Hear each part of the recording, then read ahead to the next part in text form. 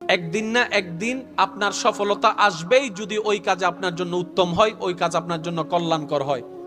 সফলতা আসবেই আসবে, কারণ রব্বে করিম কোন বান্দার কাজকে বিফল হতে দেয় না, বলেন না সুবহান।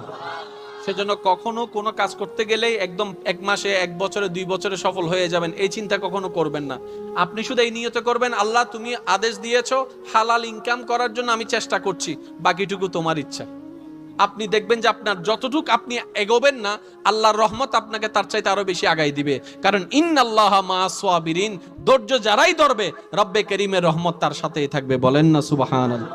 আলিফ সিন লাম আলিফ মিম, সবাই বলতে হবে আলিফ সিন লাম আলিফ মিম। 5টি হরফ, একটি শব্দ, নাম হলো ইসলাম।